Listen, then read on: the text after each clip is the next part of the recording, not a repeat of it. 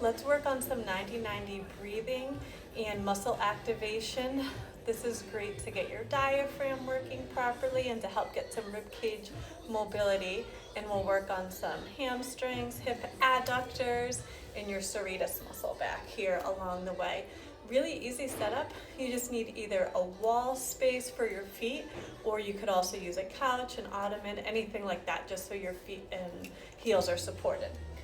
So we are going to begin laying on our backs, and you want to get about a 90-degree position with your knees bent right over your hips. Naturally, your rib cage should be stacked over your pelvis in this position. And all we're gonna do to start out is just take some nice 360-degree breaths. So inhale, we want our rib cage expanding out into our hands and up. Think of it kind of like a little bucket handle lifting. And then exhale through pursed lips. So again. So 5 to 10 repetitions of that. And then to add on, we want our hamstring muscles to fire a little bit in this position too. So we're taking our nice inhale, expanding our ribs out to the side. On our exhale, we are energetically dragging our heels down the wall. I want you to feel it back here in your hamstrings, not really in your glutes.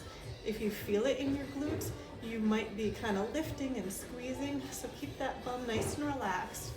So we're inhaling out, exhale, and energetically drag your feet. They're not truly sliding, it's an isometric, so no movement, okay?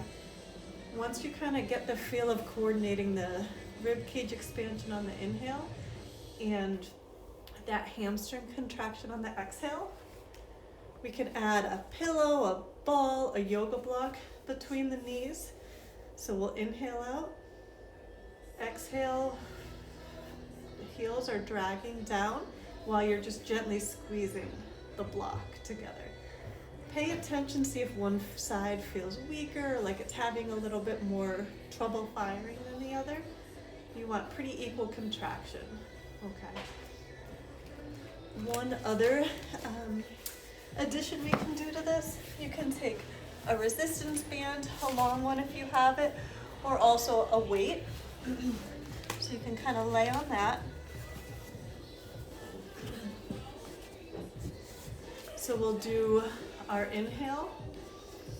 On the exhale, we're pressing up as we're dragging our heels down and squeezing. So inhale, think, lengthen out to the side, exhale, squeeze. Okay. So try that at home.